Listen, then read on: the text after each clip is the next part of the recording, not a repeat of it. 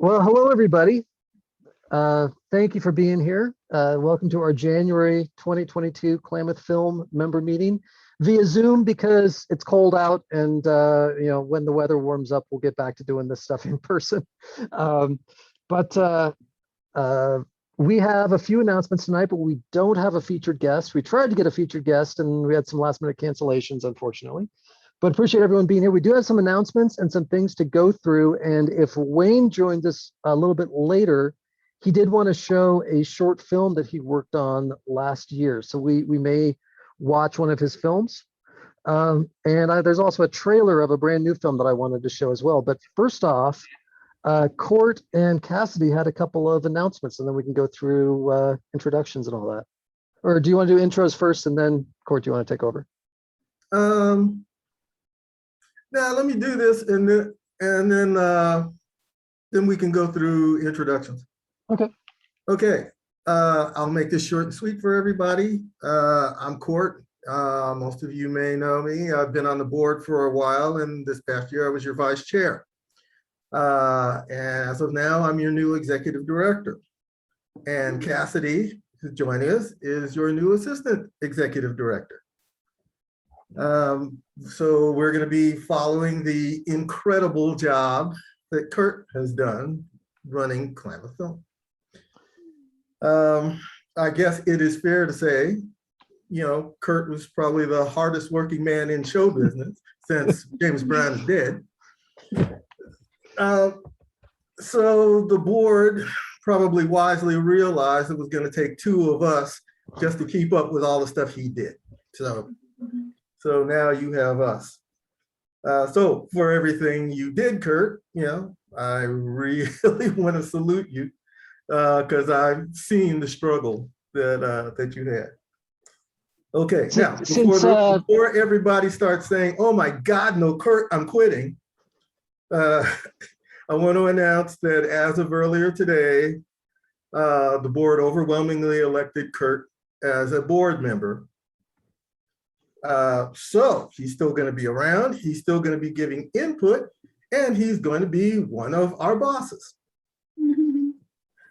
Last thing I want to get to is just, look, in my opinion, Kurt laid down a template of things that worked really well for our organization. And we plan to keep on doing that because it's working. We'll just do more educational outreach and more community outreach. And we really got a lot of special stuff planned for the 10th anniversary of the Klamath Independent Film Festival this year. That's my 2 cents. Back to you, Kurt. Well, with that, since you mentioned James Brown, we were talking about some of the things that we've done in the industry. Well, I guess I was talking about some of the things that we're doing in the industry. There's a autographed James Brown album. I worked on James Brown's very last thing before he died, and he signed a couple things for me. So speaking of hardest working man in showbiz, so I'm Kurt Lidke. I guess I'm a new board member of Klamath Film and the former executive director of Klamath Film, and before that a board member of Klamath Film. I'm a filmmaker. My full-time job is as the videographer for Klamath Community College. So I get to spend all day making videos and then come home and make videos. I am also a commercial drone pilot. Used to work in Hollywood for about 12 years before I moved up to the Klamath Basin, and watch a whole lot of films. So I'm kind of a walking IMDb if you ever need a resource. Whoever wants to take Court, this is your ship now, so you pick people out of who you want to go next. Okay, well, I don't know, Brooke. So, Brooke, who are you? Oh, that's a good question. I'm Brooke. I am a stage and screen actor. I'm a professional mascot of 10 years, and I'm currently a mechanical engineering student at Oregon Institute of Technology. In my neck of the woods. Yep. Okay. Well, and she needs to say the reason why she's a student at Oregon Tech too, for what you plan to do. That's true. So I'm here at Oregon Tech to hopefully major in mechanical engineering in order to become a part of the entertainment industry. I'd love to work with puppets or practical effects in some way. And currently I'm thinking of which classes to take for my minor, and I wanted some input on taking an intro to film class. So yeah. Is that the class that Mark Newport teaches? Because he's one of our board members. Really? Yeah. Yep. Well, that would settle that. Mark is he's in the philanthropy department, I think, and he's also a filmmaker himself. And so he teaches some film classes on campus. Go figure. Small world. All right. Well, I've got to go to my team partner, Cassidy. Tell us all about yourself. Awesome. Thanks, team partner Court. I'm getting over a sinus infection, so sorry if I sound a little weird. But yeah, I am Cassidy. I work for the Bureau of Land Management during my day job, and I'm a filmmaker and photographer. Hoping to have my first short film documentary show here next month, maybe at next month's meeting, because finally wrapping that up. So super excited about that. Spent the better half of the last year just working on it and figuring out how to make a movie and things like that. So big fan of Klamath Film. Really super excited to get to know each of you. Meet you guys in person and learn more about what you guys are passionate about and how Klamath Film can help out with that. And all the exciting goals that we have, and working with Court and the whole board to really kind of propel Klamath Film forward and make this the best year yet. So really looking forward to that. Super excited to be here. And yeah, that's kind of me. Thank you. Mary Jane, your turn. Hi. Well, I'm Mary Jane, and I'm a former teacher of children and who have learning disabilities. And most recently a volunteer, which I no longer am doing due to other circumstances, as we all know about. And I'm just here. I just enjoy film. I have a son who has a great passion for film, and I guess is a little contagious. And so I'm just glad to be part of the group. Thank you. Glad you're here. Evan. Hello, my name is Evan. I am currently a student at KCC. I'm studying in digital media design to learn more about filmmaking. I'm not working on any projects at the moment. I did have an idea to make music videos for an album I'm working on, but that album is still in its writing process. So that could be a while from now, but yeah. Okay, and Lori. Hey, I'm Lori. I've been a Klamath Film member for probably about 4 years by now or so, and was on the board for a couple years, have been a volunteer for a lot of the events, even made a short film and got it in the 2020 KIF Festival, The Puzzle. I submitted 2 last year, but neither of them got in. Yeah, I like doing backstage work and tech stuff, or watching people's films and giving opinions. I love watching films and have helped some people with that, just, for that feedback. And then recently published poet in Klamath County officially. The books are out at the library, you can borrow it, or you can purchase one at the bookstores. There's going to be a reading from some of the poets in the book in the first Sunday in February.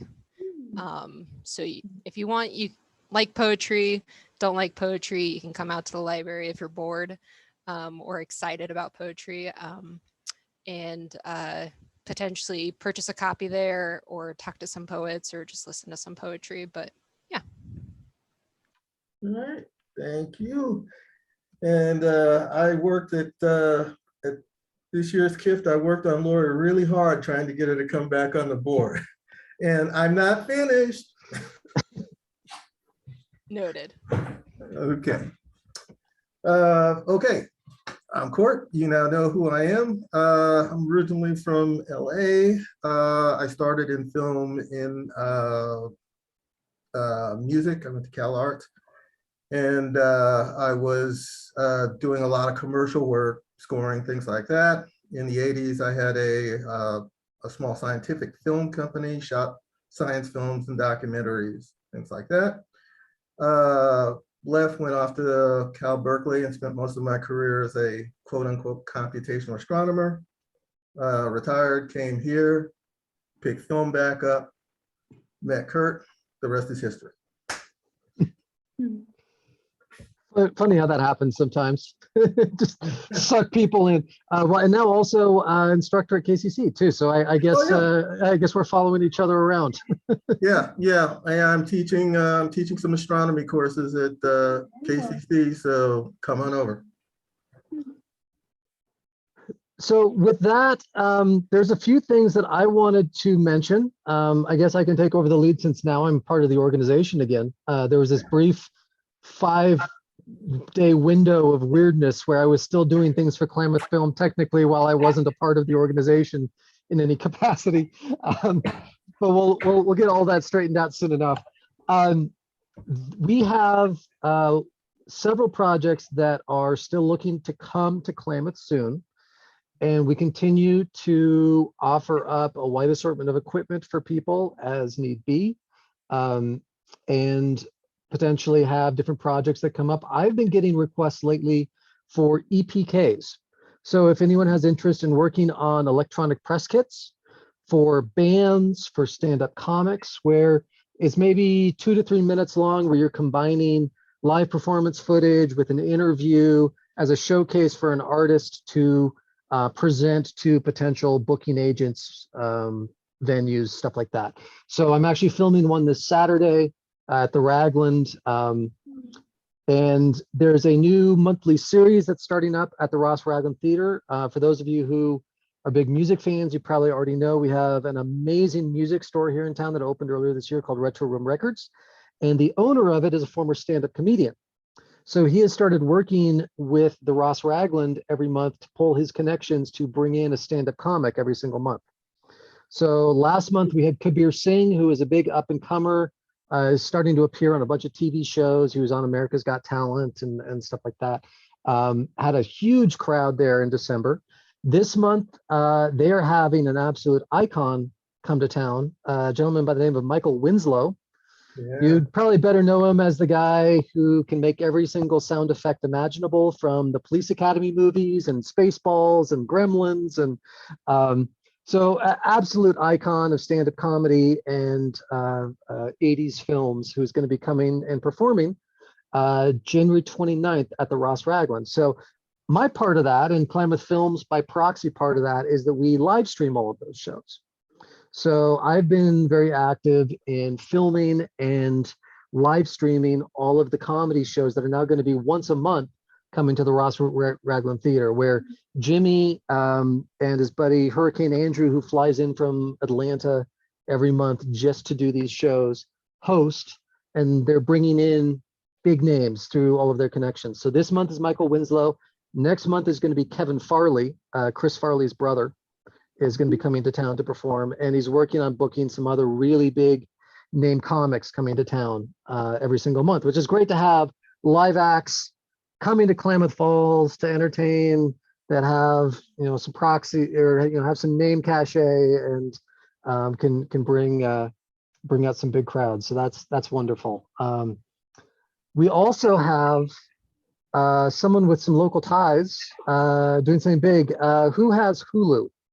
Does anyone have a Hulu subscription? So there's a woman named Sky Borgman, who I've talked about before. She grew up here in Klamath Falls. She's a Klamath Union graduate. She then headed off to become an actor, mainly in theater, and then decided that she actually preferred being behind camera. So fast forward many years, and now she is a professor of film at USC and a documentary filmmaker. Year or two ago, she got global acclaim when her documentary Abducted in Plain Sight really took off on Netflix. And she has a brand new film that just came out last week that is now streaming on Hulu called Dead Asleep. She's really found a niche as a true crime documentary filmmaker. So if you're into that genre, someone with close Klamath Falls ties who still comes back a couple times a year. And I tried to get her to be one of our guests for this evening to see if she could come in and talk about her new film. It's all about a murder that happened in Florida where the defendant claimed sleepwalking as the cause for the crime. And so the film delves into the science behind sleepwalking, what humans are actually capable of doing, who sleepwalk, and then covering the crime itself and how the jury played things out. I watched it just the other night. It's really fascinating. So if you get Hulu, please check out Dead Asleep, because there's someone from Klamath who is doing big things, has a film on Netflix and a film on Hulu. At the same time, also on Hulu, I highly, highly recommend a film called Pig, if you have not seen it. Yeah. It's a film that was shot in Portland. Some of the people who have had films in the Klamath Independent Film Festival and who have come to Klamath worked on that film extensively. It was mostly a local crew and a lot of local actors. It stars Nicolas Cage. And it's a film about a famous chef that became a reclusive backcountry truffle farmer and has his truffle pig stolen and goes back into the city to try to reclaim his pig.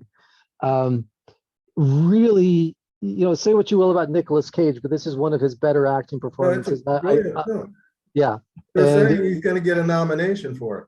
Yeah, it's pretty amazing, and it was locally shot, independently shot with people who have ties to our Klamath Film Festival, and that is all streaming on Hulu.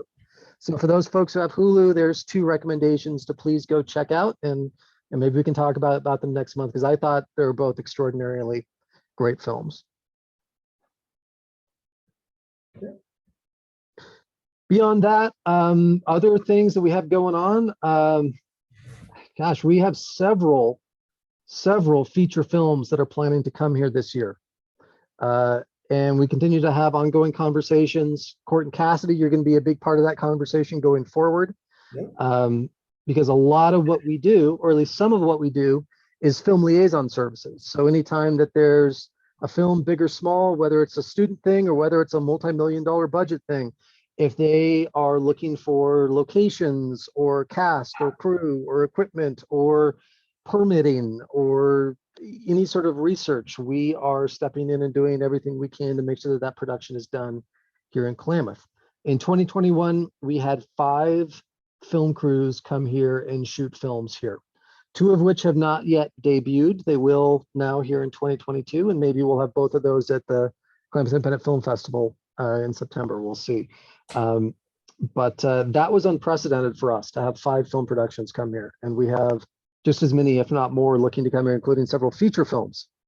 So as those get closer, we will announce opportunities to work on those. I can say that when in recent years we had a feature film shoot in Lake of the Woods in 2016 called Brother Nature. We had an independent feature film in 2018 shoot here called Phoenix, Oregon.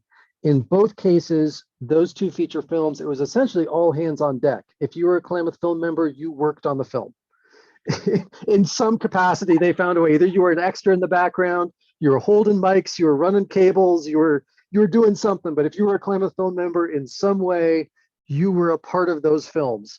And that will likely continue to be the case as we go forward with any sort of major film productions that come through. And even the small ones, we've had needs for camera operators or drone operators or someone to do extras or run craft services. Stuff like that has come up with almost every single production that's come through in recent years. So when you see emails from either, I guess, myself or Court or Cassidy, just keep an eye open and respond back if you have interest in it.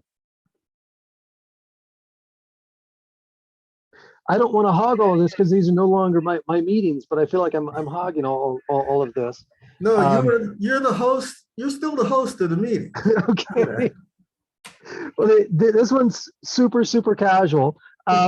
We still haven't mapped out everything that we're going to do for 2022. That's going to come up in a couple of weeks where we have our kind of big board meeting where we map out our agenda for the year. But there are things that we do every year that will be coming up. The first major thing that we do every single year is we do a showcase of Academy Award nominated short films. We show all the animated and live action short films right before the Academy Awards happen. So the Academy Awards this year are going to be March 27th. Last year we did it at the Ross Ragland, and we even did a whole Academy Awards trivia competition where we gave out mini Oscars to people. Super fun time. It's usually about 3 hours long, the program, and we've usually charged around $10 for a ticket, and Klamath Film members get that half off. So super cheap. You see some great films, and what's great about that, if you watch the Academy Awards, if you love the Oscars, everyone sees the big blockbusters, right? And or the big films that are whatever the artsy film that has all the buzz for that year that gets all the nominations.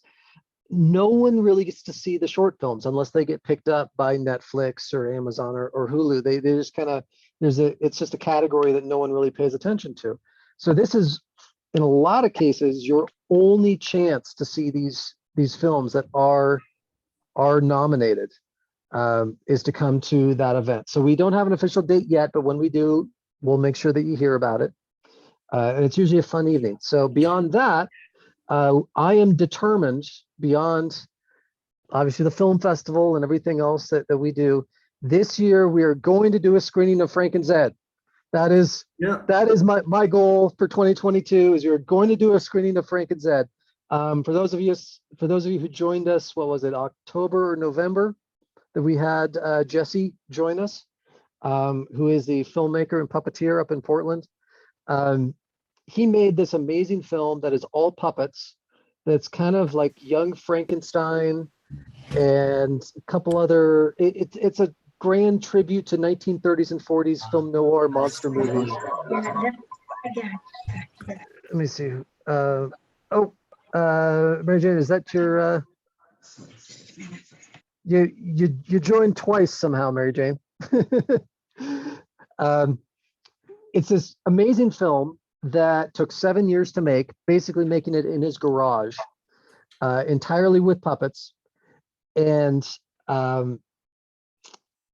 it's crazy, it's insane. It's like the Dark Crystal vibe, but also Young Frankenstein, where it's a comedy, but also tons of gore, but it's all puppet gore with like cotton flying out instead of blood and guts. And it's barely shown anywhere. Like, you really can't see this film anywhere. It's gone to a couple of horror film festivals, and in 2020, it actually won our award for Best Feature Film, but we weren't able to show it at our film festival. We still gave them their award, but at the time, Jesse was in some negotiations to possibly get the film distributed, and they didn't want to world premiere it yet. We would have been the world premiere for it. So ever since, we've had kind of a ongoing dialogue of when can we get Jesse down here where he can bring puppets down with him, maybe even do some kind of workshop, showcase all of his work and also show the film. So we've talked a lot about possibly doing that with Comic-Con, which is in October here in Klamath. So I'll continue to talk to the library and see if we can figure out a way to tie all of that in somehow, because damn it, we've actually had Klamath Film members die waiting to see Frank and Zed. David Reed, who passed away in September, every single time I saw David, whether at town or at a meeting, one of the first things he would say is, "When can I see Frank and Zed?" Every single time. So I told Jesse that, and he said, "Okay, well then I guess I have to come to Klamath." So we will make that happen for sure. And we may do other screenings throughout the year too, especially one-off screenings. Last year we did a screening of Phoenix, Oregon. Previous year, 2019, before all the chaos hit, we did several screenings. We did a showing of Peter Jackson's documentary, They Shall Not Grow Old, a World War I documentary. We showed THX 1138 with a tie-in because one of the lead actors in that film is from Klamath Falls. Pedro, was from Klamath. Thank you, Court. I was blanking on that. Geez, right after I said I was a walking IMDb earlier too, I blank on the name. Jeez. A couple other screens. So normally, non-COVID years, we normally do maybe 3 to 4 screenings throughout the course of the year. All of you being Klamath Film members too, I can't stress enough how much equipment we have that's readily available to you. That's just sitting in storage waiting for you to check out. So if you're doing voiceover on something, we have microphones. If you want to film something but you don't have a nice camera, we've got cinema grade cameras, we've got lights, we've got a massive assortment of equipment that you can check out for free. There's just a little one-page form that you have to fill out and then coordinate a time for me to drop it off, or Court and Cassie to drop it off. Now I'll get you 2 keys so that you can get into the room and access everything. But it's thousands and thousands of dollars worth of professional film equipment that you have access to for free. So if you have an idea for a project, hit us up and use it. Outside of that, I don't have a ton of other announcements. I mean, there's a lot of like pending things going on in the background, but that's kind of where we stand with most everything that's Klamath Film now. It's kind of weird to actually have evenings off because for 2 years, you can see we have 2 people who are doing the job of 1 person before. So my life was basically work from 9 to 6 and then work from 6 until midnight. Or later. You're free. This weird thing called free time that I got to pick up my documentary project again. Yeah. I had started work on a feature-length documentary I worked on for about 1.5 years, and then as soon as I took over with Klamath Film, I stopped working on that. So now that I have time, I should pick that up. So it was a film that I've done all the interviews for, and I've got all the footage collected. I just need to compile everything and finalize the script. But it's a film about my dad, but in the greater context, a film about the impact that teachers can have on lives. He was a middle school teacher for over 30 years in Eugene and taught at this really experimental public school that was very freeform in allowing teachers to teach interesting classes and subjects and allowing students to largely build their own curriculum around different teachers' aspects. So you would see maybe 8 different teachers during the course of the day and get all these different, so it wasn't how like education is structured now, where it's like every 5 minutes is mandated of you're this, you're this, you're this. And most people, when they go into public education, are with 1 teacher all day. This school had a very experimental model from the 60s until the late 90s.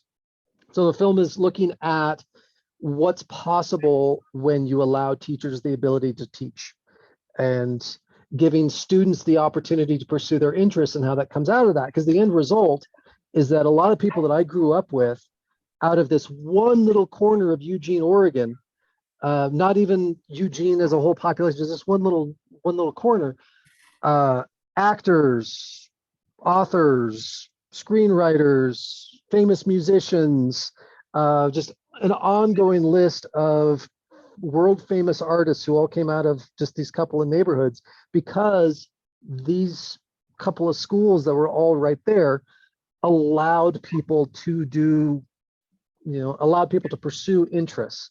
And so it's a film that, I don't know, maybe I'll get it done this year. We'll see. But I've talked to administrators, I've talked to people who set the schedules that all teachers in Oregon now have to follow, and comparing that to what do you get out of a structured curriculum now versus more of a freeform curriculum, where my dad was the last German middle school teacher in the state of Oregon. He also taught a class on the American Civil War. He taught a class on John Steinbeck. He taught an outdoor backpacking class. He taught a science fiction course. He taught the first time I really picked up a film camera was in my dad's TV daytime, primetime, and your time class. And so and that was just one out of all of these teachers that all had unique interests that would be able to put on classes that found this. And so it's looking at the impact that teachers can have when they're given when they're given freedom to teach in subjects that they have interest in, and sharing that passion with students. who also hopefully can find their own passion in school and then go on to career paths. So my dad passed away 3 years ago, very suddenly, very unexpectedly. And when he did, we got messages from hundreds of former students that we didn't even know, talking about how things he did in the 70s and the 80s for them that still have this profound impact. So that's kind of what the film is about, is the kind of impact that a teacher can have in someone's life. So that's my spiel. Is anyone else working on current projects that they want to talk about? Well, I've got a short that I'm doing, and I've got half the board in it because Lindsay's acting in it, Wayne's acting in it, Bowen's in it. It sounds like I've been voluntold to act in it as well. Yeah. Yeah. Well, you're gonna play a small part. You're just gonna be the bad guy. Okay. But typecasting. But it's just fun for me because the vast majority of my experience is in documentary film and technical film, things like that. The last time I made a narrative film was like 1984. So it's been a long time, and I thought it would just be fun to see if I could still tell a story, and tell a story without feeling compelled to drill down and explain stuff and just tell a narrative. So I hooked a bunch of board members, wrote a script, and probably sometime the end of this month, we'll go out for a couple of weekends and shoot, depending on the stuff. Okay. Sounds good. Brooke, I know you've been working on puppets, right? I've seen a couple of things pop up on your Instagram, right? Yeah. I had to kind of put that off for finals and for winter break, but I have it right here. So I'm a part of the robotics club and the 3D print club at my school.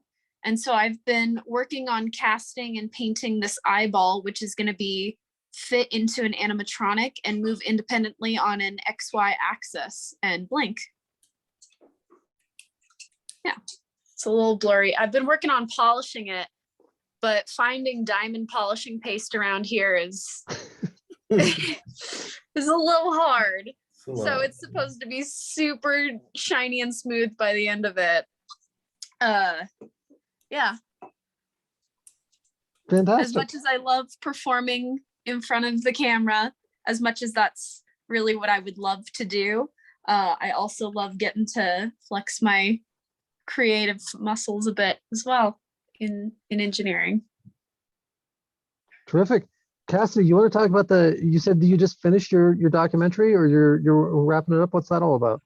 Yeah, wrapping it up. Yeah, it's on I don't know how many people are aware of the Oregon River Democracy Act. So that is a huge bill proposed that is going to be the largest wild and scenic rivers added to the system. It's basically going to double the amount of river miles, and Oregon is already the #1 wild and scenic river, like streams, for how many are in the state. And so it's just a really awesome bill that's really going to add a lot of protections to streams, and also for wildfire prevention and things like that. So obviously that's all really close to all of our hearts after this past summer with like 8 weeks of smoke. It was awful.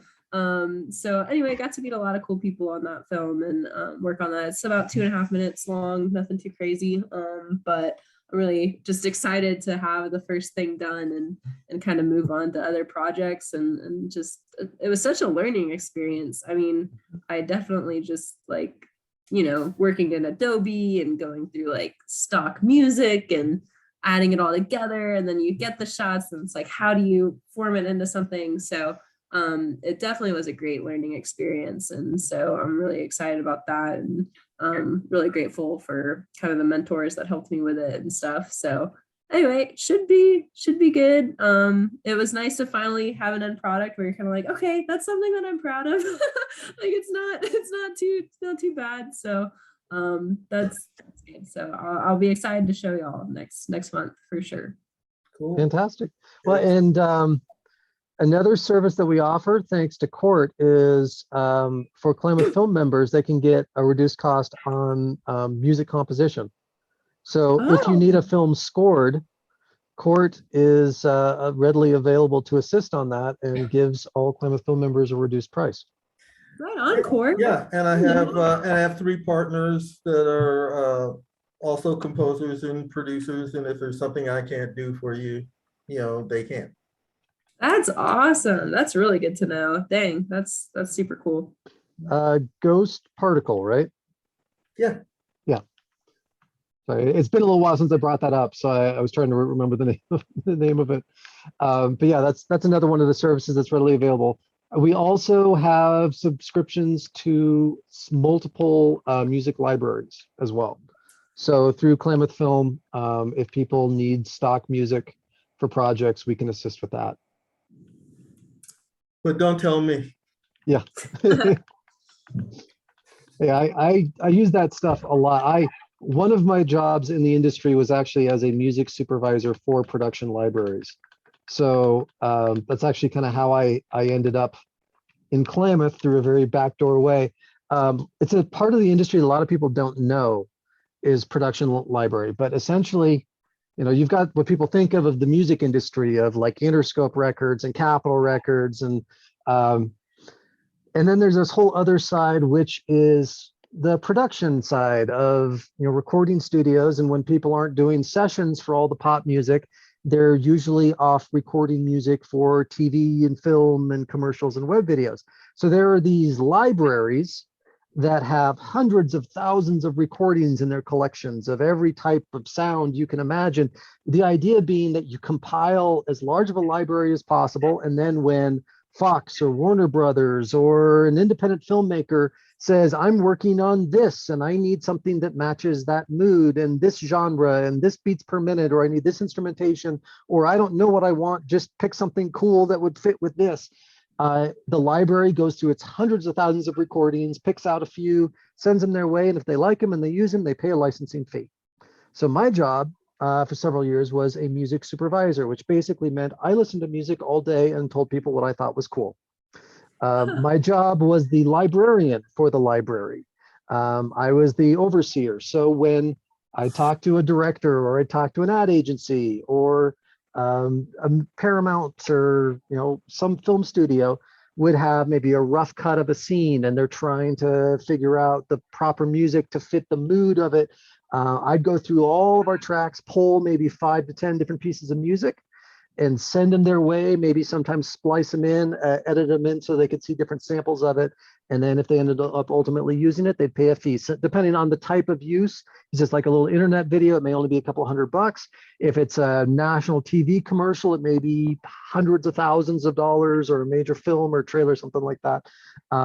So there's all these different production libraries. There's some top tier ones, and then there's hundreds, if not thousands, of smaller ones.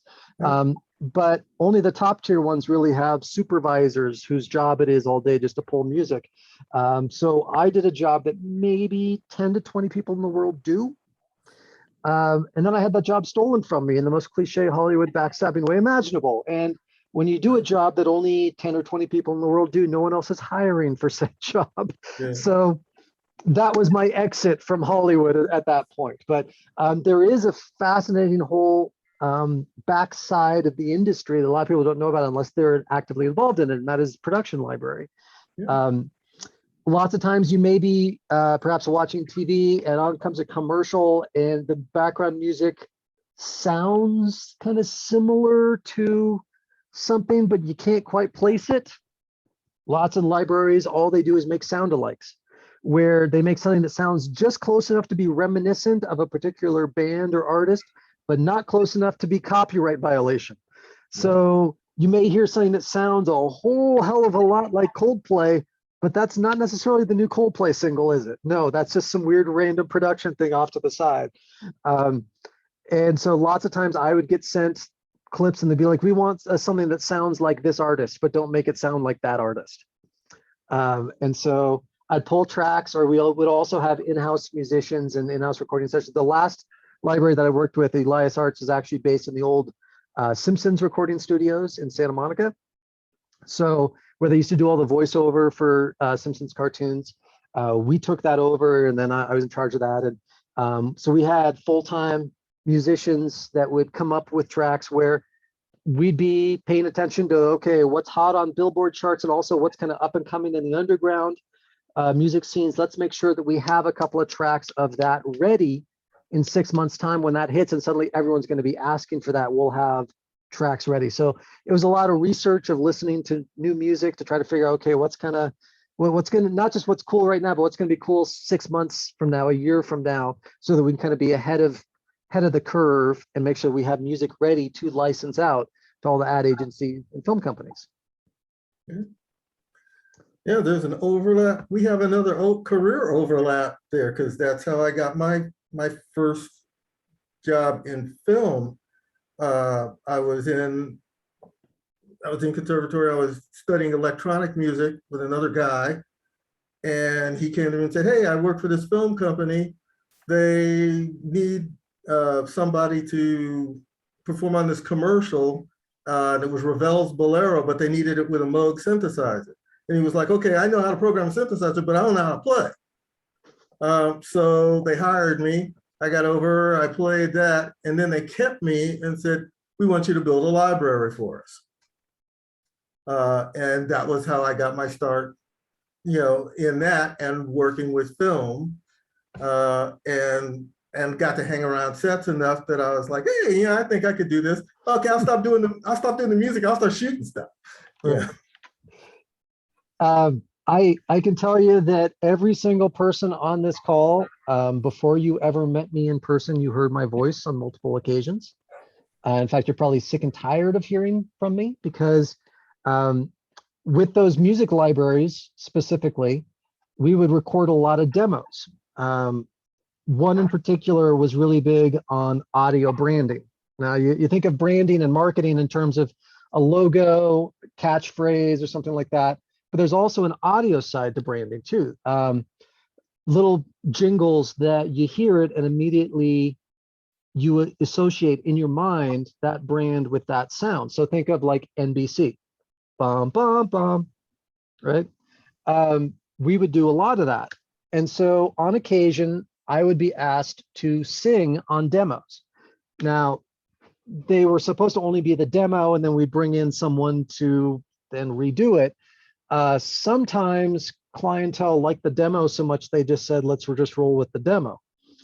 So particularly around Christmas time, every now and then, I still hear it from time to time, but I sang on a Toyota commercial that's been running for about a decade now, where some of you might have heard, "It's the most wonderful sale of the year."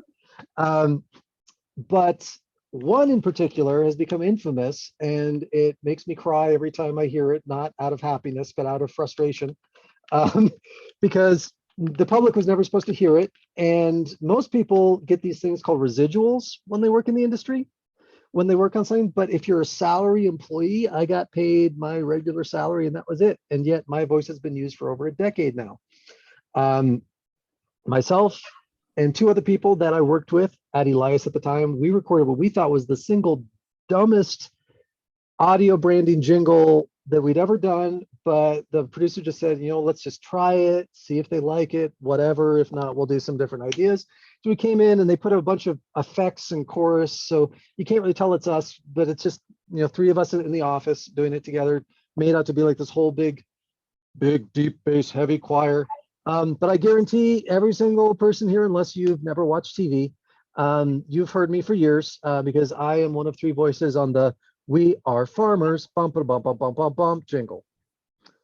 So every time you hear "We Are Farmers," just know that's me, and just know that I did not get paid for that beyond 1 month's salary. So yeah. An unfortunate side of the industry is when your salary, you don't get those monthly checks come in the way that folks in SAG and the various unions do, unfortunately. But dude, you're immortal. But it's weird that they've never wanted to update that, because that's been running at least, what, a decade? Oh, more than that. 7, 8 years. they've never wanted to change it because that's still the exact same recording every single time that we made in 2011, 2012, something like that. That sort of stuff happens sometimes. I mean, there's a Corona beer commercial Christmas time that I swear has been running since like 1985, and I still saw it this December, of just like a beach hut with a palm tree that has lights on it. It says Feliz Navidad Corona, and the guy's whistling. That commercial's been running since I was in elementary school. Yeah. And they've still been running it every year around Christmas time to this day. So that sort of thing happens from time to time. It's kind of a weird little quirk of the industry. Okay, well, unfortunately, I'm going to have to jump out because I have another meeting in 5 minutes, but it was great seeing everybody. I'm going to enjoy being your executive director. I'm going to enjoy putting all of the work on Cassidy and taking the credit, and I'll see you soon. Thanks, Court. Appreciate the time. Bye, Court. Appreciate it. See you soon. Bye. So with that, are there any specific things that people want to discuss industry-wide? Any upcoming things people want to talk about? This is very open, casual, freeform because we don't have a featured guest tonight. I'll work on a guest for next month, but unfortunately everyone backed out on me. So, or I can talk more about weird stuff that happens in Hollywood if that's fascinating. Listen to me ramble for a while. You know, I'm always here for one of your rambles. I did have a question though. I'm in the process of applying to summer internships, and I just applied for one at WDI, which I'm excited about. But are there any like notable internships that I could apply for that you know of in the entertainment industry? Anyone that might want me? What's fascinating, it depends on what side of the industry you're going into, but what I can tell you is that almost every single person that I worked with in some capacity in the industry started as an intern, or they were a legacy. Their dad had worked in the industry, parent had worked, siblings had worked in the industry, and so there was just like you were going to go into the entertainment industry somehow. It's multi-generational. If you don't have that way in, everyone is an intern. Sometimes you do multiple internships before you get that first gig. That's tough, that's tricky, that gets expensive when you're not getting paid, and sometimes you're being given a lot of the crap work. I did internships at Interscope Records and at Capitol Records, and my internship at Capitol Records turned into a full-time job. And that was my first entryway into the entertainment industry. I got into those completely unrelated. I studied aviation in college. So I was an aeronautical science major. Has absolutely nothing to do with music or film or anything like that. But I ran the college radio station. And so that was my was through the college radio station. I was talking to all these different record label reps and whatnot, and building a rapport and friendship over time. And then they offered me opportunities. I asked what was available, but largely those internships, they're either super competitive or they're going to bring in who you know. You already have an in that respect that you really need to play up in these early days while you're trying to get your foot in the door, and that is your Disney experience. Yes. But it also kind of depends on where you're looking. If you have anyone who is a friend of a friend of a friend, don't hesitate to work those angles and say, here's what I've done. I'm actively looking for an internship. I will be in said area, or I can move there for a summer. Put me on a UPS machine for 8 hours a day if need be, but I want I want to be in there doing. I mean, I folded 2,000 mailers in the course of a day. I there's all sorts of work that you're sitting there going, okay, when's going to be my time? But what people get out of those internships to get into the entertainment industry is observing, asking questions. There are some people in the industry who are just outright jerks and you just want to avoid them. But most of the time, despite the reputation, people in the industry are pretty cool and they understand that you're there giving your time for free. And in exchange, if you have a question or two, unless they're super busy, they will take the time to show you or explain to you, but you have to be proactive about that. You can't just be the shadow on the wall. You got to be, hey, what was that you were talking about? Could you explain that to me? Or if you're busy right now, when you have a free minute, could you explain it? Because I'm an intern and I'm trying to learn and this is something I want to get into. Could you show me when you have a free minute? Usually people will be cool about that and say, okay, I got a call in 5 minutes, but I'll come grab you in an hour or so. That sort of thing. I mean, how I got into film was I got transferred into a music video department. And so working at record labels, suddenly I'm the liaison for artists on set for when they're filming music videos, and just being super observant of the film crews. I started asking questions when the time was right, started, poking my head into conversations and whatnot, and just picked up my own camera there. And then I'm completely self-taught, just started doing my own thing based off of observing others and asking a lot of questions. If you just go do an internship and you're off in the corner and you never speak up and you never make your voice heard and you never ask questions, when that internship is done, you're done. Thank you for the time, and nothing's going to come of it. It'll be a little blip on your resume. Where the jobs are going to come up too is not necessarily once you're done with school, hey, I'm out the door. But it's going to be based off of those relationships that you build with people while you're doing internships. Almost all of the jobs are insider positions of who do you know, or hey, I have an open job. Do you know anyone who might be good for this?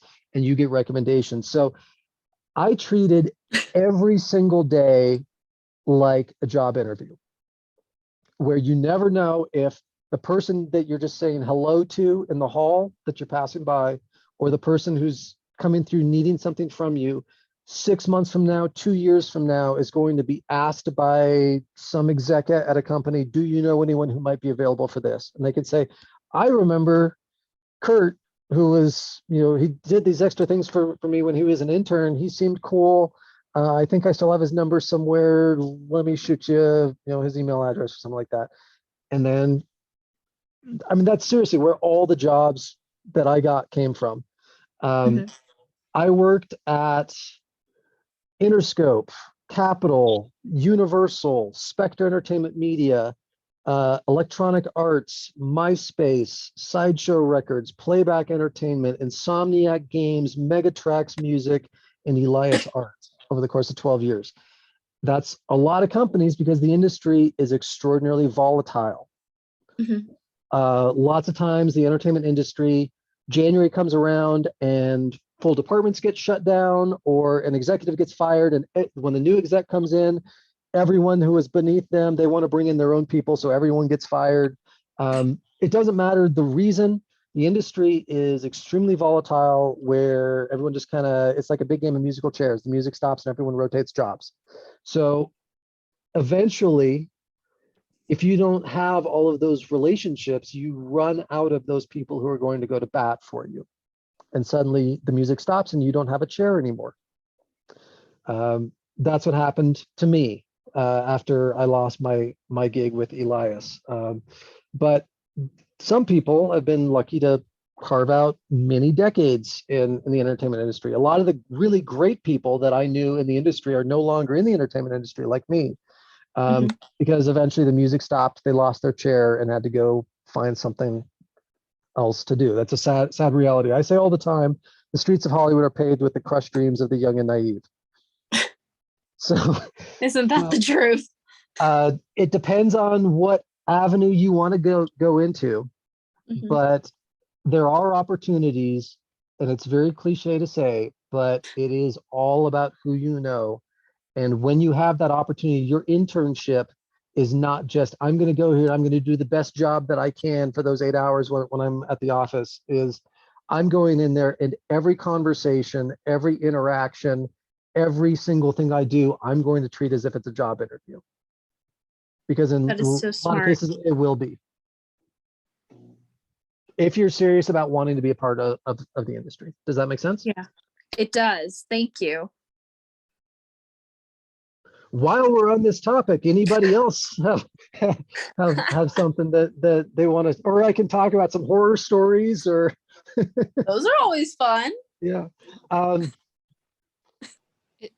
So actually, the first Klamath Film meeting I went to, I actually talked to Paul, who worked backstage with the Ross Raglan, and I was talking to him about theater, and talked to him about theater stuff and some of his work experience for probably half the meeting almost.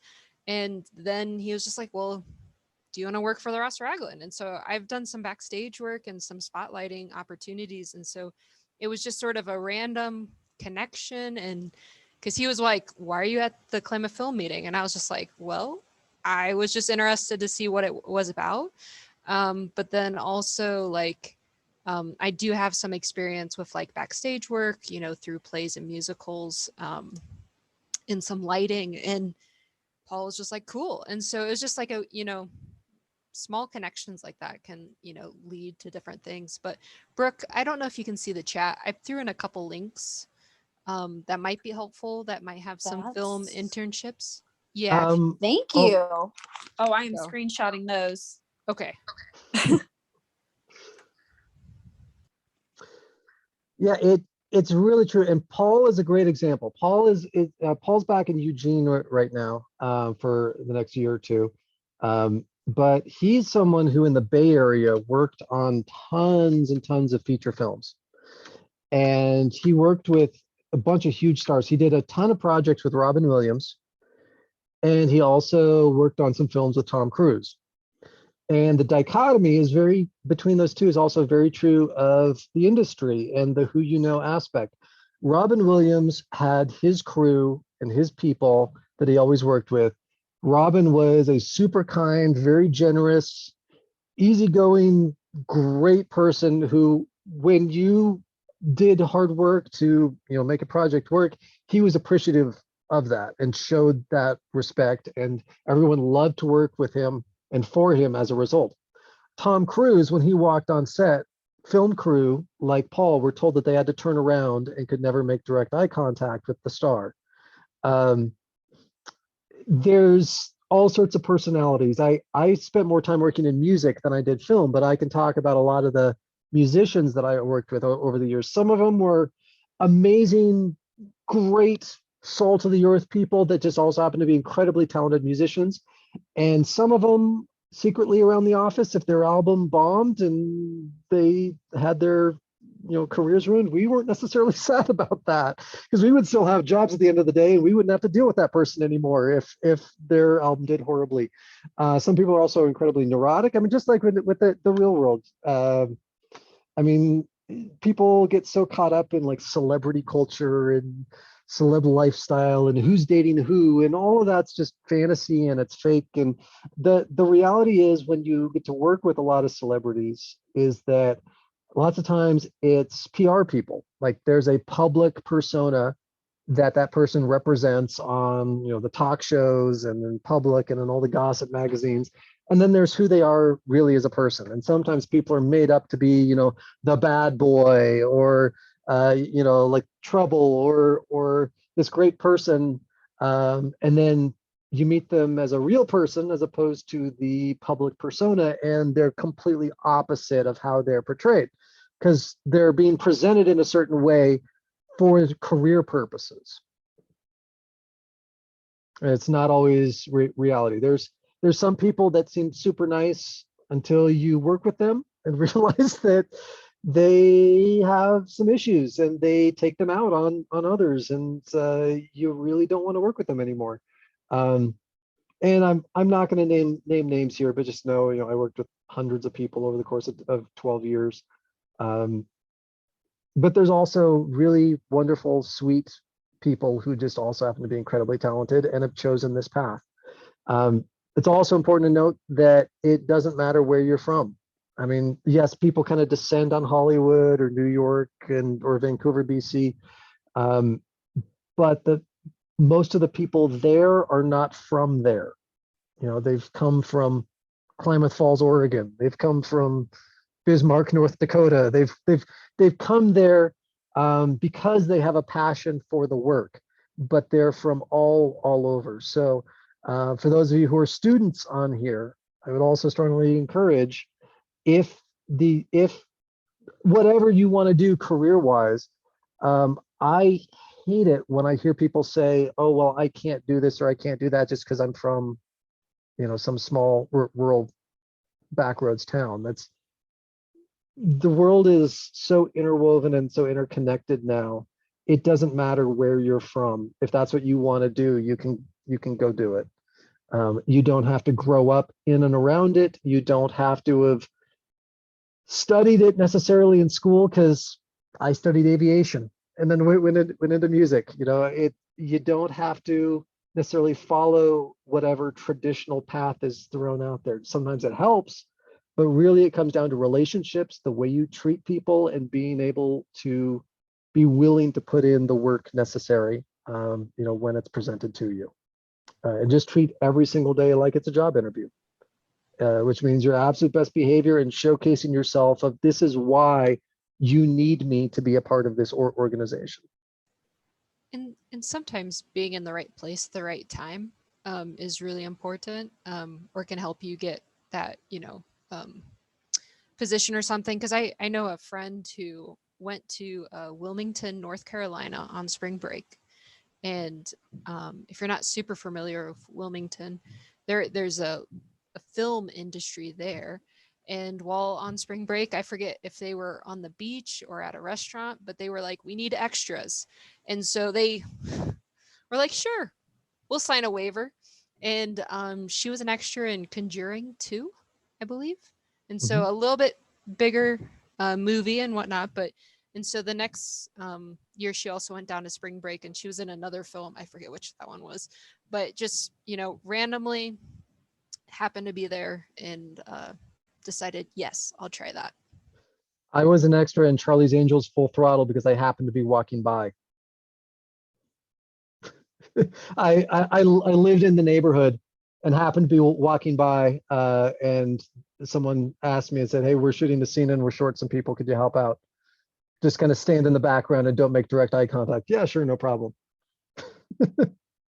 I've got an extra hour to spare. So yeah, that stuff does happen from time to time. It's weird how people get their in, or that one moment, a really fascinating conversation to have with people, and it doesn't matter what they do, is someone who's been in an industry for a while or has changed careers.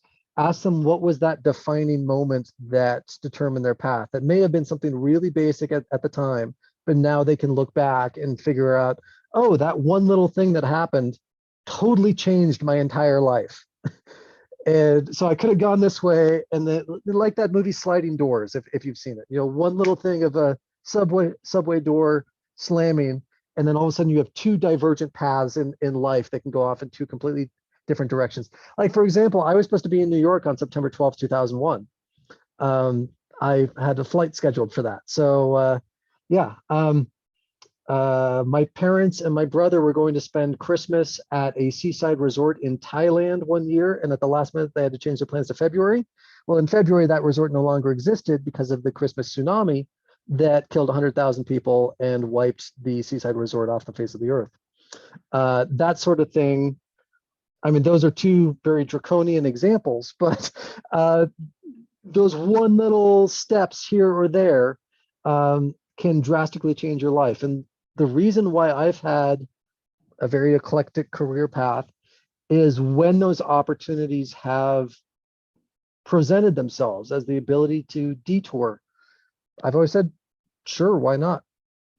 You know, there's always the questions of, oh, can I afford that? Or, oh, you know, maybe you're in a relationship at the time, or you know, I'm finishing up this, or you know, it doesn't matter. You know, all those little things that say, oh, I could never do that. Well, what about yes?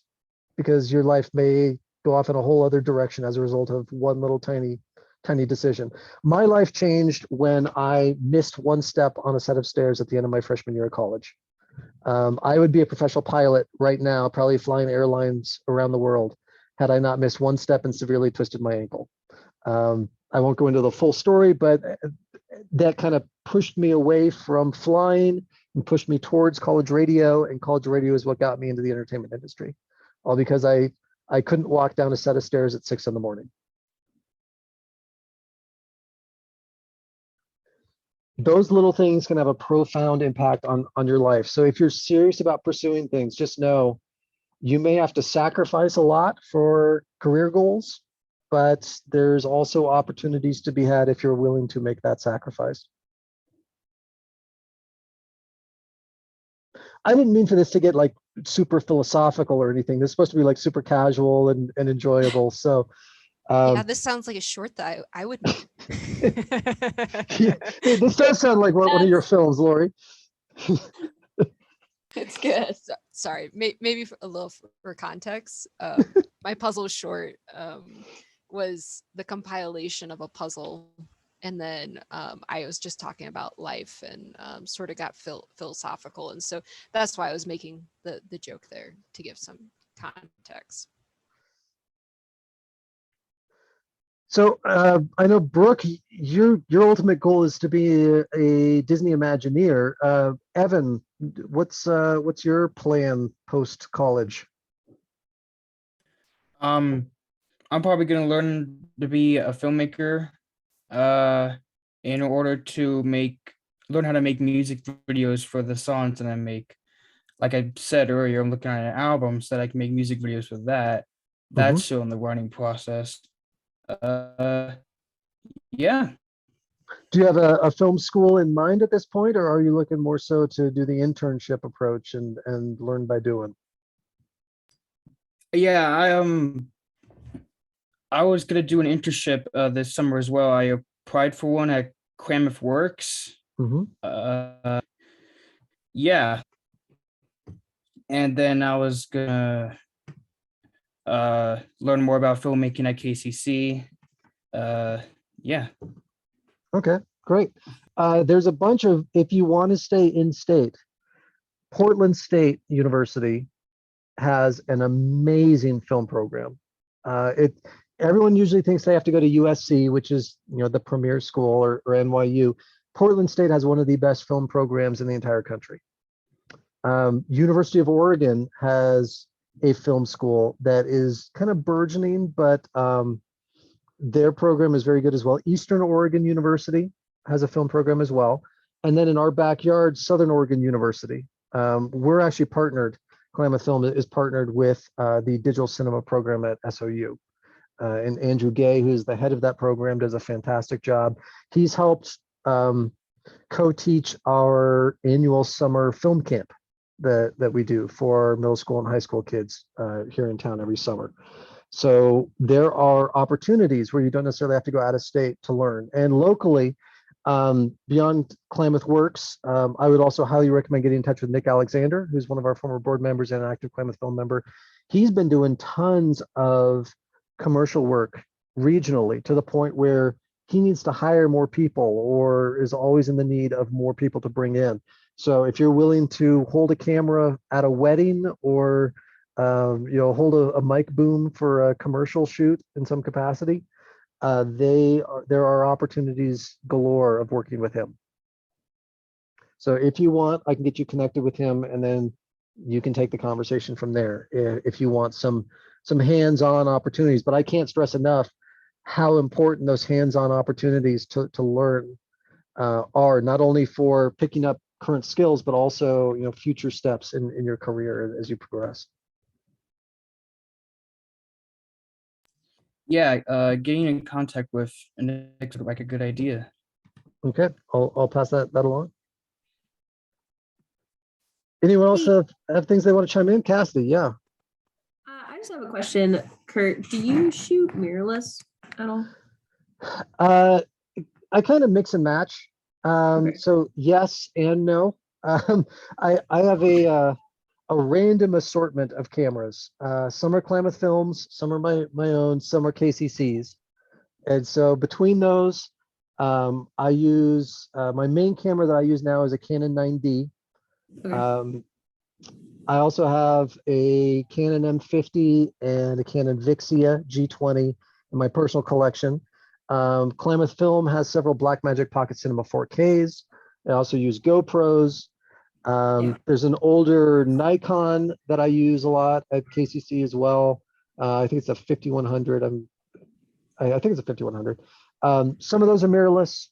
Some of those aren't. Some of those are cinema grade cameras with micro four thirds lenses. GoPros are, point and click. So it just kind of depends on the scenario. Is For there? sure. Well, I shoot Sony mirrorless, and I used to just take my camera to get cleaned, but now there's no one here that I've seen that will clean it. So I was just trying to find someone to learn how to clean my camera from. Leo's? Because I don't want to mess it up. Where? Leo's camera doesn't do that anymore? Not that I saw, but I just looked on websites, so I don't know. Oh, okay. Go downtown on Main Street. I think it's 4th and Main or maybe 5th and Main. Leo's camera. We're right at the corner. It's 5th and Main. Yeah, I'd go talk to them. I don't know how often they update their website. Okay, sounds Yeah. good. Then I'll just go there then. That's nice to know for sure, because there's a lot of YouTube tutorials, but I'm so nervous around doing Yeah. it that I would just rather like take it in and learn from someone. There's a few places around town that are not great about social media and websites, but they're really great experts for your specific need. Like if you're a musician and you need a guitar repaired, I've had my guitars repaired on several occasions by a music store on Main Street. George's crew does a magnificent job, but their website, I mean, sometimes they update things, sometimes they don't. Leo's camera, I don't know who Leo is. They probably started that business back in like the 40s or 50s and they just never changed the name. But they're kind of the same way. They don't necessarily update a lot of stuff, but if you go in, they're amazing regional experts. Awesome. That's so good to know. Thanks. I appreciate that. Yep. They can also special order stuff too. So they don't hold a huge inventory of equipment, but if you're looking for something unusual or something very specific or something vintage and antique, if you're going that angle, they're absolutely the ones to talk to. They always have a connection in some capacity. Cool. So like a great example of that for our film festival this year, for those of you who came by the Ragland in person, we had under glass cases a couple of 8mm vintage 1960s era cameras that were actually for sale through Everybody's Vintage in town. Now that's great, but where do you get the film? Well, Leo's camera can hook you up with that. So if for some reason you wanted to get that true vintage look and not just a plug-in on Adobe or Final Cut, there's the capacity to get your hands on working, fully functional, fantastic 50s, 60s, 70s era cameras where you'll get that 8mm, 16mm grain authentic look and can actually work with the film. And then if you want to, you go through the process of digitizing all of it. But nothing beats the real thing, right? It's like practical effects versus CGI, right, Brooke? So true. Has anyone seen any films or TV shows lately that they've been really fascinated with, whether they have Oregon connections or not? That I've been watching a ton of stuff over the past month or two. I know I gave out some Hulu recommendations earlier, but there's been a ton of really great new stuff released recently. So just curious if there's anything that caught anybody's eye. I've been watching the Book of Boba Fett. Mm-hmm. Same. Good. Really liked the second episode. The first episode, I was like, I don't know if I'm gonna like it because there wasn't a lot of dialogue. But I Okay, really liked there the second. was. But are you a fan of Parks and Rec at all? Yes, I am. Okay. So I know that this is basically the only place that they probably could have taken it to introduce a story with Boba Fett in it. However, in the deleted scene where Patton Oswalt goes on a 5-minute improvised filibuster in Parks and Rec. Oh, It's a really it's a it's a great YouTube video clip It where really you- is. the it was a scene they shot where Patton was there and he just had to, his only direction was just keep talking, and it doesn't matter what, just talk and talk and talk nonstop at a city council meeting. And so he goes on like this totally improvised 2 minute long rant with zero breaks, zero pauses, of very clearly defining, here's how the continuation of the story of Boba Fett exists beyond Return of the Jedi.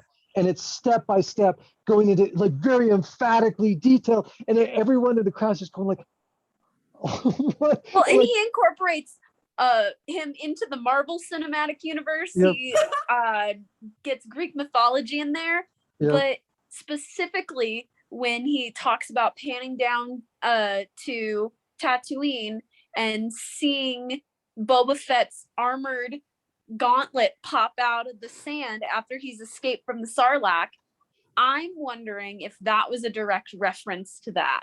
I think that the writers threw that in as an Easter egg, is that they took some of Patton's totally improvised speech, because that's definitely made the rounds on social media. Really? Okay. And That's so fun. yeah, it's a really, I'm sure it's over 1 million views on YouTube. But it's just a comedian on a half-hour sitcom totally improvising this speech where he's just told, be passionate about whatever and just don't stop talking. And just so he goes off on this rant about making the story of Boba, and this was what, like 2006, 2007, something like that. I'm sure I'd say that more 2011, but yeah. a while ago. And the writers, I'm sure, somehow incorporated some of that just so that fans would kind of pick a little bit of fan service to throw that in. But also, when that ended and they said cut, like the entire place just erupts in cheering. It gets like a standing ovation for it. It's definitely worth checking out on YouTube if you get a chance. Yeah, thanks for bringing that up, Brooke. Yeah, sure. on the extras on the Disney Plus Book of Boba Fett, there's also like a little like short biography of Boba Fett, like kind of the evolution of his character and how like people like just ran with Boba Fett even though he had like 5 seconds of dialogue in the first movie that he was in. It was really interesting because I'm not like, I don't have a huge Star Wars background, but like it was a very cool like 10-minute kind of documentary thing on Boba Fett. So I was like, oh, this is Nice. Yeah, it's the Diary of Boba Fett or something like that. yeah, something like that. It's on Disney Plus. They have footage of Boba Fett walking through a parade with Darth Vader in 1978. Yeah, 1978. Right after the first Star Wars had come out, and so Boba Fett hadn't appeared in anything yet, and still people are Yeah. coming up trying to get his autograph when it was the first ever appearance of Boba Fett, and it's just like a local parade in the Bay Area, and kids are still going nuts for it. Everyone knew Darth, but then they were like, "Oh, but who's this character?" No one knew the name, but still, like, can I get your autograph? It was cool. That's so cool. I love all that behind. I don't know if anyone else is a nerd like that, but I love still collecting physical content as opposed to streaming, because I always watch the behind the scenes documentaries. You pick up so much interesting factoids from a filmmaker standpoint watching the behind the scenes documentaries. So I still love collecting DVDs and Blu-rays, even if I already have, or if it's on streaming, I'll try to still get the DVD. Just for that bonus content, if at all possible, because sometimes that's more interesting than the film. I mean, anyone who collected the, like me, the complete extended version set of all 3 Lords of the Rings films that has like 30 hours of behind the scenes documentaries. Yes, I'm the nerd that has watched every second of all of those documentaries, sometimes multiple times. Because from a filmmaking standpoint, if you're into props and CGI and practical effects and makeup and background stuff, those are absolute gold to pick up on how things are done. For sure. That's super cool. I still don't know how Lord of the Rings ends. I know, that probably the good guys win. I just don't know how. So that's my goal before I turn 26 next month, is to finish watching the Lord of the Rings. But as a self-proclaimed Trekkie, I'm super excited because Voyager, the series, is getting like a whole documentary about it that was crowdsourced. So they got all the funding through like a crowdsourced thing. So that should come out like next year or the year after. And I'm super stoked on that. So We almost had a Star Trek connection at our film festival this year. We tried to put together a cast reunion for the film Meek's Cutoff that was filmed out by Burns. And one of the people who co-starred in that film was Bruce Greenwood. oh, cool. Now, Bruce Greenwood, you may not immediately recognize the name, but as soon as you see the face, it's like, oh, it's that guy who's been in 100 different films and 50 different TV shows and all that. And he plays the captain in the Star Trek movies that came out over the last couple of years. The captain who dies, and then Chris Pine's character takes over the Enterprise from him. So Very cool. you're probably making the connection. Oh, that guy, that face. Oh yeah, I have seen him in a bunch of things. So he was in a film that 10 years ago was shot in the Burns area. So we tried to do a 10-year cast reunion, but he was filming in Europe at the time, so he couldn't join us, unfortunately. Yeah, Europe calls. Yeah. I get it. Yeah. How about you, Mary Jane? I haven't had a chance to hear from you. Anything interesting on your side, or anything you've been watching, or any questions? Or this is a very casual meeting. Not all of our meetings will be this way, but Yeah, well, one project I guess I'm working on is I'm a children's book author. I have it on Amazon right now, and I am working on getting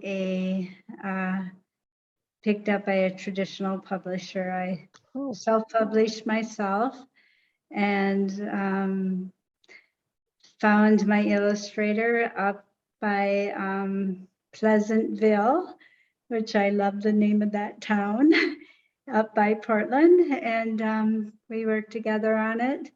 And right now I'm in the process of pitching it to agents, as not many publishers will just pick up unsolicited manuscript.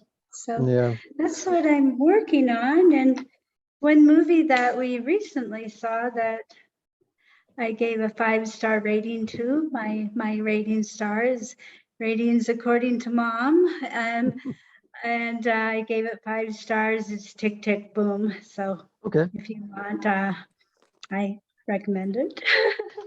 Yeah, I really Cool liked movie. that film. Jonathan Larson is such an important part in shaping what theater could mean on a larger scale with what he did with Rent.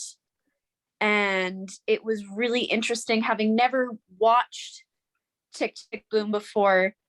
I thought it was very poignant for someone my age, and it was very much the story that I wanted to hear. Also, Andrew Garfield was amazing. Yeah, I didn't realize he could sing like that. Yeah, And he did a very good impersonation. Yeah, it was a good movie.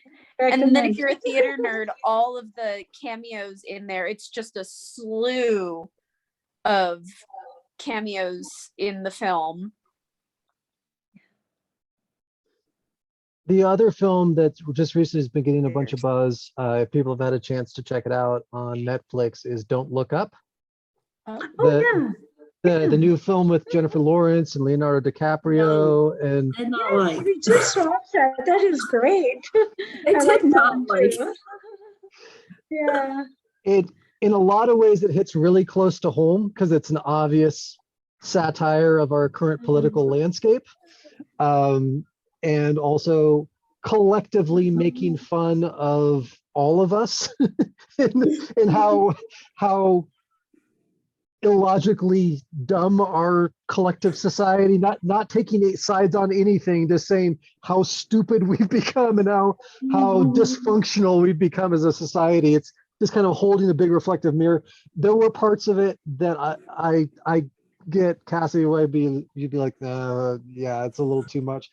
At the same time, I got a lot of laughs from it, and I do enjoy ensemble casts like that. You get Meryl Streep and Leonardo DiCaprio and Jennifer Lawrence and Jonah Hill all working together on the same project, there's going to be some gold in there regardless. I agree. There was it's amazing acting, and I did laugh a few times, but I think it was just like drawn out, a lot of low hanging fruit that I wanted to be a little bit more refined. I don't know. And then I was just like, oh man, I mean, I'm not going to spoil it, but I was a little bummed about the ending because I was like, oh no. So, but no, it was a good movie, but I just can't handle, like, unless it's fully wholesome content, I feel like sometimes. Yeah. Oh, no. Did anyone else did you get a chance to see Don't Look Up yet? Oh, yeah, I did. Yeah, it Yeah. was really good. I wanted to put a little pitch in, maybe two, for my book. It's available on Amazon if anyone is interested. It's called The Greatest, and it's a story that encourages children, big people, to go for their dreams and not give up and overcome adversity. And I think it really speaks to the world today, not just children, but both little and big people. So anyway, it's on Amazon if you want to check it out.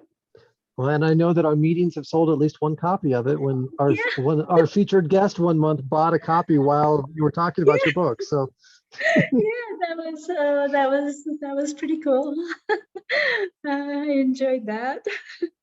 yeah, Mikey, for those of you who couldn't join us, Mikey Navarro, a buddy of mine, is an actor. He does a lot of stage work. He does a lot of work with like the Golden State Warriors and a lot of social media content. But what he's usually known for is being the Oregon Duck mascot. And anytime that you see the duck dancing, it's pretty much guaranteed that it's Mikey. Years ago, when I was still living in LA, University of Oregon was playing at USC and College Game Day was there. So having gone to a bunch of the College Game Day showings at Autzen Stadium in Eugene, I would usually get there about 3 or 4 in the morning for the 6 a.m. broadcast, and there'd already be like 4,000 people there. So I figured LA was going to be the same thing. So I drove out to the Coliseum at like 3 a.m. And when I got there, it was me and a bunch of security guards wondering what I was doing there at 3 in the morning. So I ended up being front row for the College Game Day broadcast. LA culture around USC, I guess, is a little bit different. They aren't as fanatical as they are in Eugene. But Mikey was there as the duck. And during a commercial break, randomly, Mikey got into a dance battle with one of the USC cheerleaders. And I just happened to be filming this at the time with just my little pocket camera. No big deal. I was filming a bunch of stuff during the broadcast. And so all of a sudden, here's Mikey just completely schooling this poor girl in a giant duck costume, just destroying her, doing all these breakdancing moves and whatnot. The crowd's super getting into it. And then, so I posted that on YouTube during the tailgate party after the broadcast, along with a couple of other random clips that I shot during College Game Day. Didn't think much of it. And around like halftime, third quarter of the game, all of a sudden my phone just would not stop buzzing. And I thought like it was broken or something, like I need to reset it. Something's wrong. It turned out it was the comments and all of the shares on YouTube, because during the course of the game, this video went viral of Mikey dancing with the USC cheerleader. Within 2 days, it was over 1 million views. By the end of the week, it was 4 million views. And by the end of the week, I had ESPN calling me asking if they could use the footage on one of their shows. So I said, sure. And I sent them the clip, not thinking, whatever, they'll show it for a couple of seconds. They ended up using that clip for like 2 weeks and doing analysis on almost every single show. I have a compilations of this footage stored because I just set my DVR to just like record ESPN like 24 hours a day. On almost every single ESPN show, they were doing analysis of duck dance moves versus the USC cheerleader, they were bringing on Oregon players and coaches to analyze what they thought of the Ducks dance moves. They were having like poll, like full on like lengthy conversations on ESPN all about the Duck and Mikey dancing, which was a really weird week for Mikey and a weird week for me since it was my buddy. I had no intention that anyone was going to see this outside of just a couple of people who follow my YouTube channel. Millions of people saw it. People still talk about that clip. Unfortunately, it kind of ruined the cheerleader's life. And obviously not something that I'd ever intend to do, but I heard kind of after the fact how she got bullied for that and ended up quitting cheerleading and just kind of went off in this whole other direction. So my sincere apologies to the girl wherever she is now. But Mikey and I sometimes joke about that because he was getting all of these random messages like during halftime of the game, he goes in, takes off the costume, realizes he's got like 300 text messages. They're all like, dude, what did you do? Why am I seeing this video everywhere? And my phone, I had to turn my phone off for like a day because, just the notifications would not stop. Just constant of comments and reshares and all that. So it's my one, I guess, going viral moment outside of being the guy who sang on the farmers insurance commercial of accidental going viral and the impact of what that had. I did use that video once though when I did a school presentation about online bullying and the positives of going viral and the negatives of going viral. I used that video as an example to show to middle school kids. So there's at least something that had I known, I would have done better production of it, right? It was just me standing up front over a railing, holding a phone going like this while Mikey's doing his thing, but ESPN didn't care. They still wanted to show it nonstop. So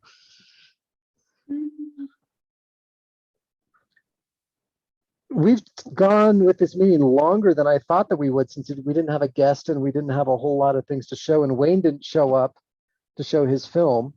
So I think we'll hold off on showing this film until February. But we'll come back and we'll redo this again in February. I don't know if it'll still be me hosting or if Cassidy and Court are going to be taking over in that respect. But I'll still be a part of the meetings regardless going forward.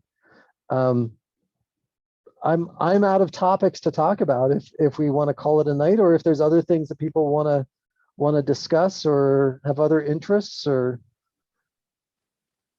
I think I'm good to call it a night. okay. Well, if you can come out on January 29th, Michael Winslow is going to be performing at the Ross Ragland, or I will be live streaming that if you want to watch it online instead. They're also doing a screening of a Leonardo da Vinci documentary in a couple of days that looks really interesting for people who are interested in the artwork of Leonardo da Vinci. They're going to be doing they do these screenings where they show a film, then they bring in experts on the topic, and they have a big Q&A with the audience. So this is the latest one of those. They call them Science on Screen. So last year I attended one where they showed the film The Radium Girls, which is a true story about women in the early 20th century who came down with severe medical afflictions because they were painting radium on clocks. So they were using radioactive paint and were being told to like lick the brush constantly and then paint the numbers on dials, and all of them came down with like severe cancers and other issues. It's a real event that happened in history.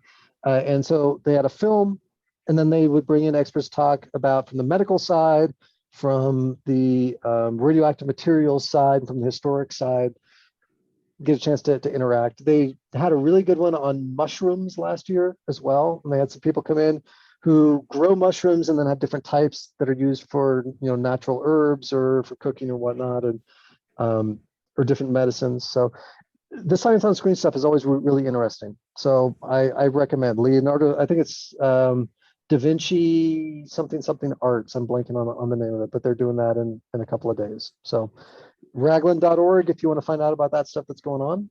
And otherwise, end of March is when we'll be doing We don't have a set date yet, but sometime soon we'll be doing our Academy Award nominated short films. They haven't not announced the nominations yet, so we don't know what the films are going to be. But every year we do a block of the animated films and a block of the live action films. And it's always incredible work from all around the world. Last year we had films from Asia, we had films from Africa, we had a film from South America, we had North American films. So it's a really cool blend of short films. And if you don't like one, hey, it'll be over in 5 minutes and we're on to the next film. So it's a cool event, highly recommend. And I'll also put in a plug. The Leafville Playhouse is showing a 4-woman show starting next weekend. Should be pretty good. Looks pretty funny. I have a friend in it. And if you guys are interested in going to see a play, I don't know what they're going to do with Omicron now and Delta and stuff. I'm not sure how the live thing is going to go, but yeah, should be good. I'm glad to see the theaters reopening because they had a fire in the building overhead that caused a flood of their lobby, and the theater had to be shut down for months while they cleaned everything up because one of the apartments caught fire up above and all the sprinklers turned on. So there was one play that they tried to do that they had to redo like 3 or 4 times because they had to recast it a couple times, where the theater would get shut down because of COVID, and then they try to reopen, and then it would flood, and then they'd maybe get 1 or 2 performances, and then they have to shut down again. Yeah, it's been chaotic to still be able to do live performance, but I appreciate people that are still trying to be a part of it and present some entertainment for us in Klamath Falls. So yes, definitely support if you can. And Kurt, could you stay on for just a second after? Yeah. Yeah. Any final thoughts from everybody? If not, I appreciate everyone for joining and being here, and we'll see you next month, hopefully. Thank you. Yeah, thanks. Bye. Bye, everybody. Here, let me